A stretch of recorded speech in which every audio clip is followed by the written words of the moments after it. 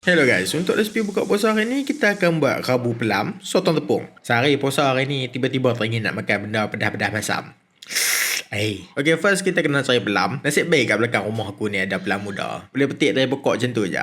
Ni lah orang panggil homemade. Buah pun tanam kat home. Okay, next kita berat sotong. Aku just pakai tepung goreng ayam. Apa-apa jenama pun tak apa. Gue letak tepi sebab kita akan garu pelam muda tadi. Kalau abang nak potong macam orang buat somtam tu boleh, tak ada masalah. Tapi ni lagi senang. Berbalik kepada sotong tadi, kita bedak-bedakkan dia dalam tepung goreng. Lepas tu terus goreng. Tapi baik kepala sotong tu banyak ayam. Takut meletup kena muka. Filter tak boleh tolong. Photoshop boleh kot. Canva ke. Anyway, untuk kuah rabu tu kita pakai sos Thai je. 2 sudu sos ikan. Lepas tu Allah, limau. Nasib belakang rumah ada lagi limau pak aku tanam. Boleh biar ragut macam tu je. Oh, ada sebiji. Kalau tak cukup masam boleh tambah. Lepas tu letak lah bawang kantan, cili padi, cili hidup. Dan apa kena potong kecil-kecil, kacau-kacau sikit. Baru kita letak pelam yang kita sagat tadi. Thai ni baru apa rasa cukup masam cukup masin ke tak? Sebab pelam muda tu sendiri dah masam. Last kali apa boleh tahu kita punya sotong goreng, letak kacang sikit, letak daun tumbang nak bagi nampak mahal. Kacau-kacau balik. Lepas tu tengok apa dia macam mana. Nampak gaya?